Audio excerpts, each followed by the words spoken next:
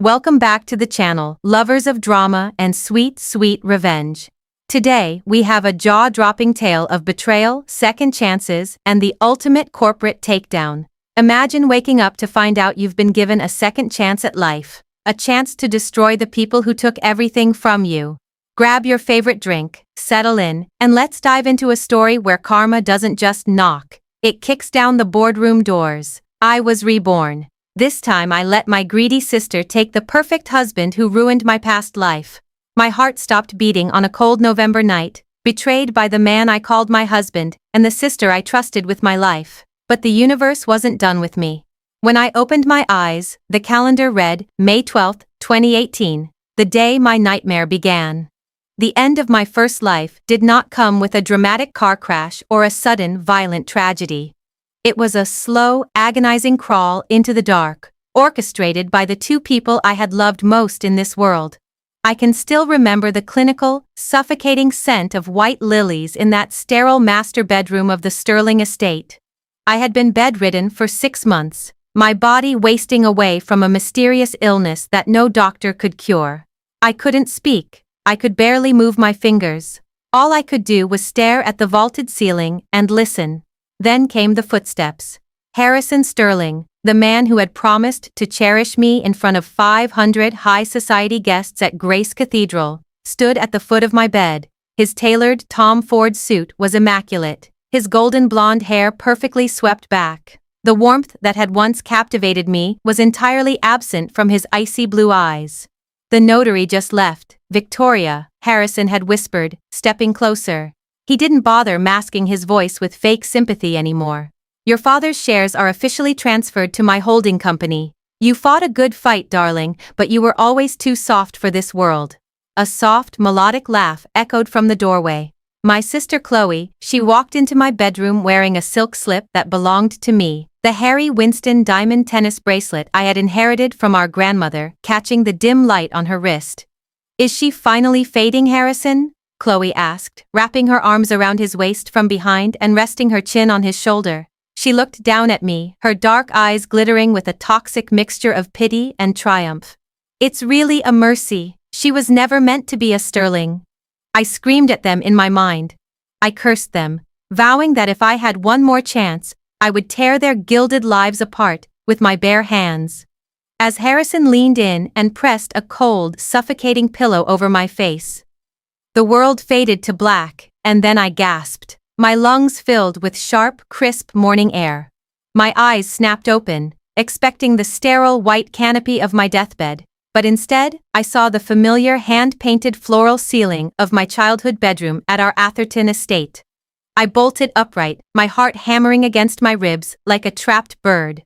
My hands, once frail and bone-thin, were full, youthful, and trembling. I threw off the heavy duvet and scrambled to the vanity mirror. Staring back at me was a 22-year-old girl with flushed cheeks and bright, terrified hazel eyes. I wasn't the hollow shell of a woman I had become at 28. I grabbed my iPhone from the nightstand. The 12th of May 2018. The phone slipped from my grasp, hitting the Persian rug with a soft thud. I had been reborn. I had actually gone back 6 years, to the 12th of May 2018. The date was burned into my memory with a branding iron. It was the day of our father's annual summer gala. It was the night Harrison Sterling, the heir to the Sterling real estate empire, was supposed to take an interest in me. It was the night the trap was set. A sharp knock on my door shattered my thoughts. Without waiting for an answer, Chloe barged in. She was 21, radiant and radiating her usual nervous, competitive energy. "Victoria," Chloe said. "Mom said the stylists are here. And I'm telling you right now, I'm wearing the Emerald Carolina Herrera gown," Chloe announced, crossing her arms. I stared at her, my flesh and blood, the girl who had literally stolen my life, my inheritance, and the very breath from my lungs. In my past life, I had fought her for that dress. I had argued that Emerald brought out my eyes, that as the eldest daughter, I had first pick. I had won that petty argument, worn the dress, and caught Harrison's eye, sealing my tragic fate. A slow, chilling smile spread across my face. I could feel the jagged edges of my shattered past knitting themselves into a weapon of cold, calculating purpose. "Take it," I said softly. my voice shockingly calm. Chloe blinked, completely thrown off guard. Her defensive posture faltered. Wait, what? You're not going to fight me for it? You've been talking about that dress all week. I changed my mind, I lied smoothly, walking over to my closet. I think it suits your complexion much better, Chloe. You should be the one to shine tonight. In fact, you should wear Grandma's diamond tennis bracelet with it. It would complete the look perfectly. Chloe's eyes widened with greedy delight, completely oblivious to the trap I was already laying. Really? You'd let me borrow it? Victoria, you're the best. She lunged forward and hugged me. It took every ounce of my willpower not to shove her away, Instead, I patted her back. Anything for my little sister, I murmured into her ear. As she practically skipped out of my room to claim her prize, I turned back to the mirror.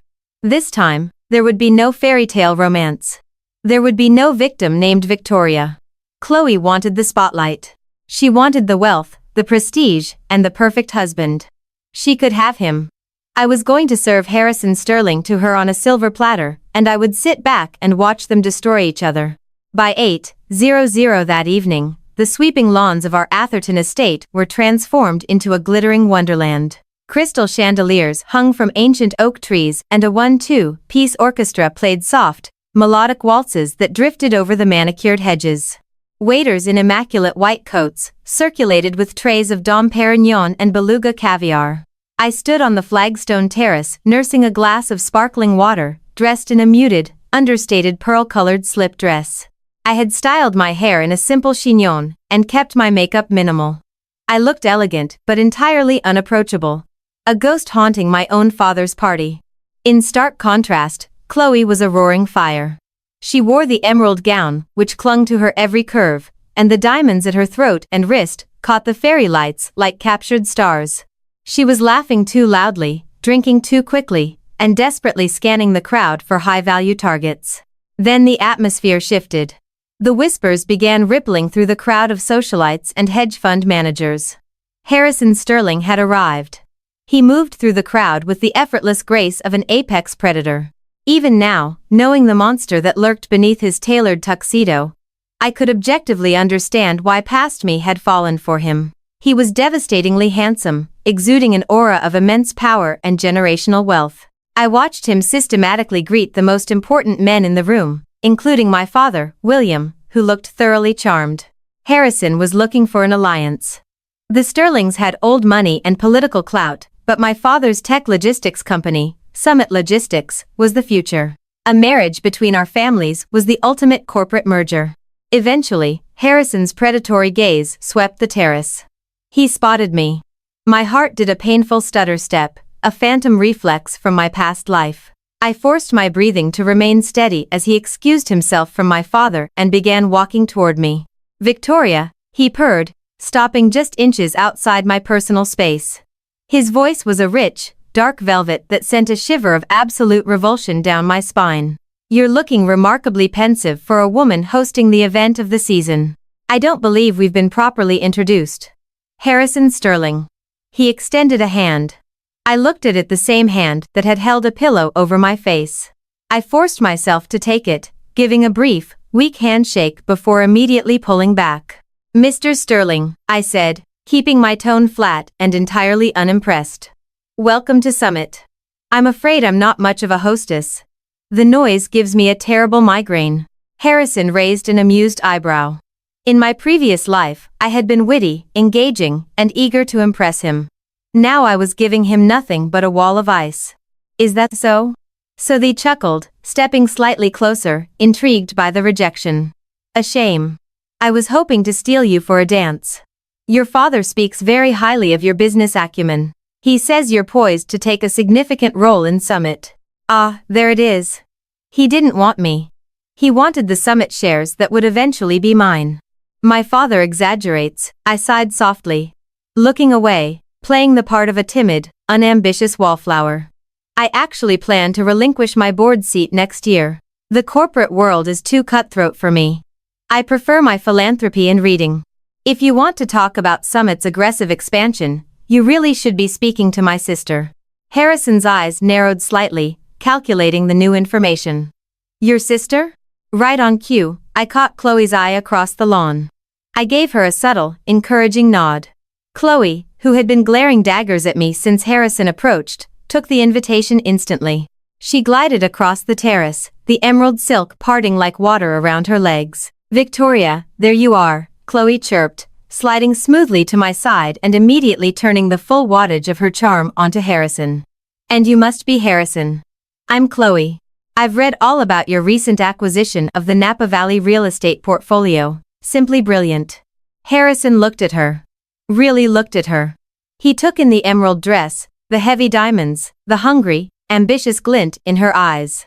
Chloe was everything I was pretending not to be. Eager, greedy, and desperate for validation. "Chloe," Harrison said, his tone shifting from amused intrigue to something much more predatory. He took her hand, bringing her knuckles to his lips in a smooth, archaic gesture that made Chloe blush furiously. "The pleasure is entirely mine." "I was just telling Harrison," I interrupted softly, ensuring the nail was firmly in the coffin, "how you are the true heir to our father's ambition. Chloe thrives in the spotlight, Mr. Sterling. She understands the value of power and legacy." Chloe beamed, puffing her chest out slightly, completely unaware that I was wrapping her in a straitjacket and handing the key to a sociopath. "Victoria flatters me. But she's right. I plan to take Summit global." Harrison's smile widened, sharp and cold. I could practically see the gears turning in his head. Why marry the reluctant, unambitious eldest sister when the younger one was begging to be bought and manipulated? Chloe was vain. Vanity could be controlled. Chloe was greedy. Greed could be bought. "Is that so?" Harrison murmured, offering Chloe his arm. "I would love to hear more about your global vision, Chloe. Would you care to walk the gardens with me?" "I would love nothing more," Chloe practically purred, looping her arm through his. She shot me a look of pure unadulterated triumph. A look that said, "I won. I took the best man in the room right out from under you." "Enjoy yourselves," I said, offering them a serene, empty smile. As they walked away, disappearing into the labyrinth of the rose gardens, the heavy, suffocating weight I had carried since waking up finally lifted from my chest. I took a deep, grounding breath of the night air. The poison was out of my cup and in hers. I turned back toward the party, ready to retreat to my room, when a movement in the shadows caught my eye. Standing by the stone balustrade, half hidden by a sprawling wisteria vine, was a man smoking a cigarette. He wasn't dressed in a tuxedo. He wore a sharp charcoal gray suit with no tie.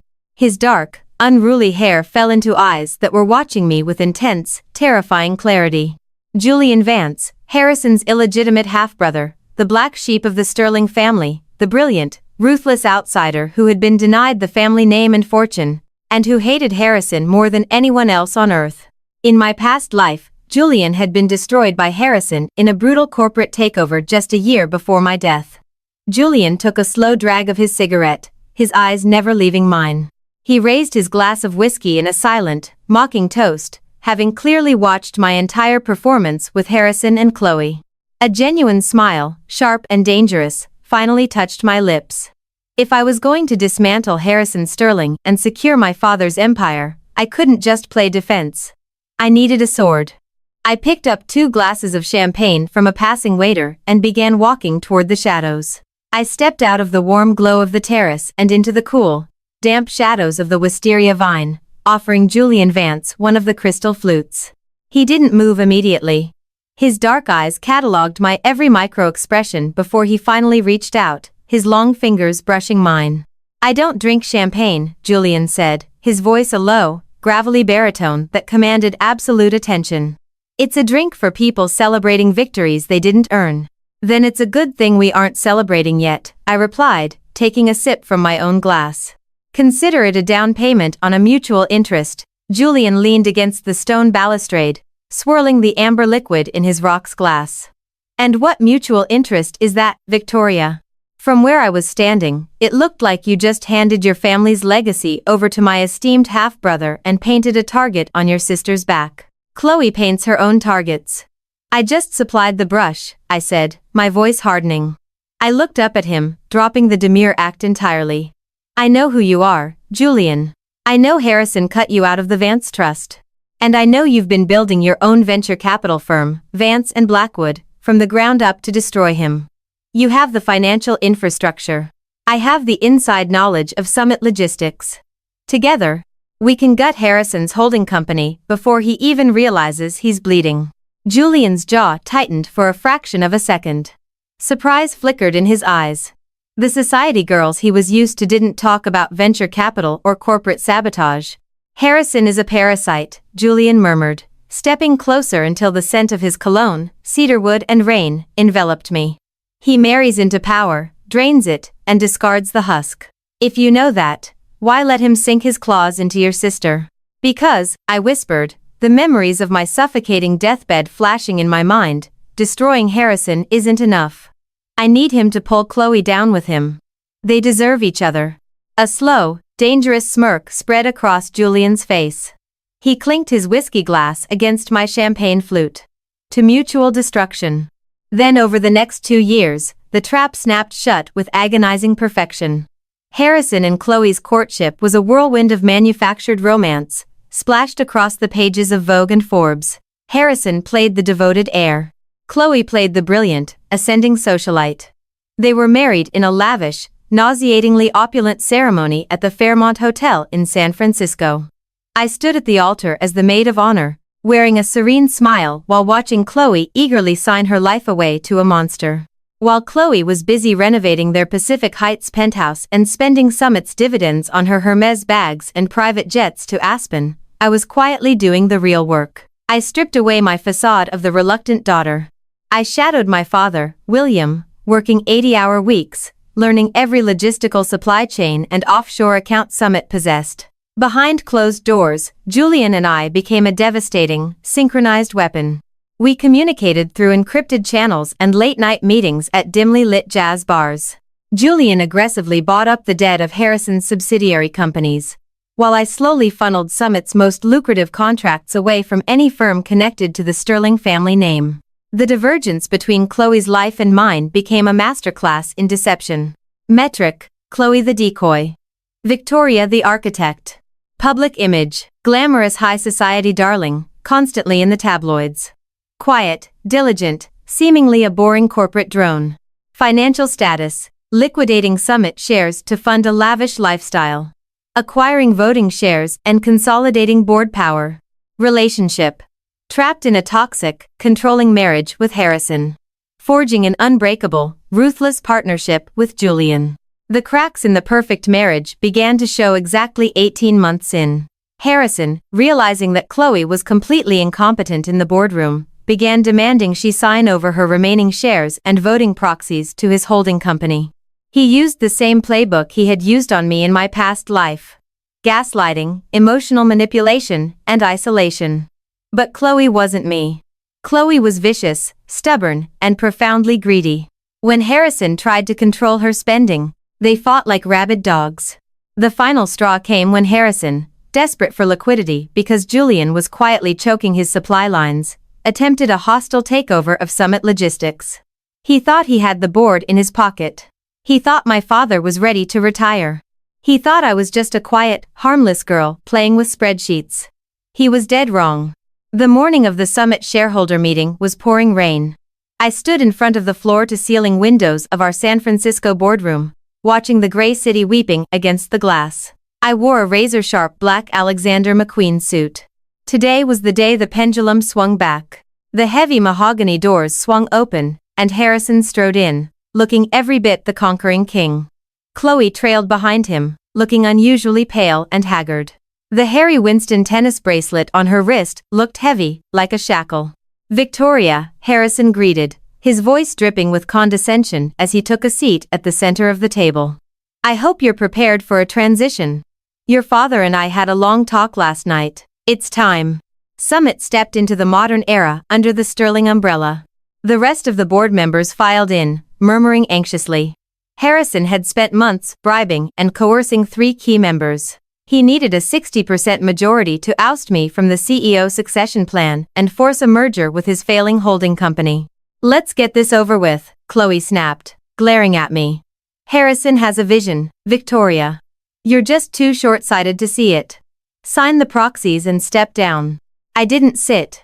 I walked slowly to the head of the table, placing a thick manila folder down with a sharp thwack. I'm afraid there won't be a vote on the merger today, Harrison, I said smoothly, my voice echoing in the silent room. Harrison laughed, a harsh, dismissive sound. You don't have the authority to stop it, Victoria.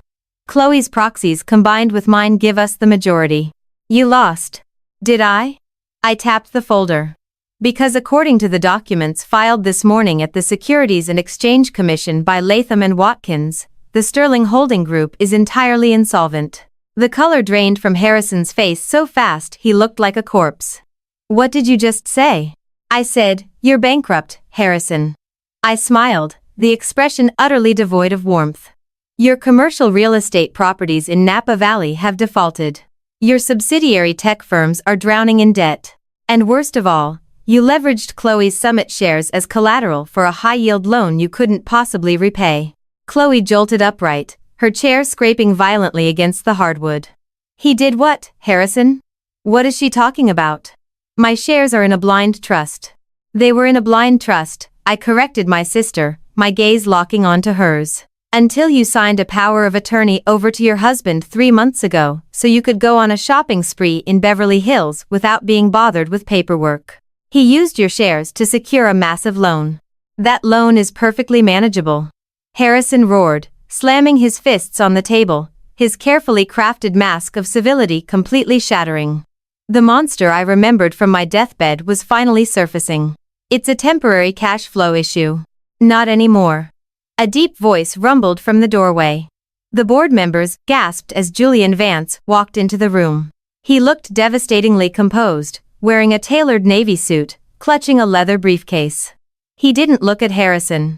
His eyes found mine, and a silent, triumphant communication passed between us. Julian, Harrison spat, his eyes bulging with disbelief. What the hell are you doing here? You have no business in this building. Actually, Harrison, I have every business being here, Julian said smoothly, walking over to stand beside me. My firm, Vance and Blackwood, bought up the debt on your high-yield loans yesterday afternoon.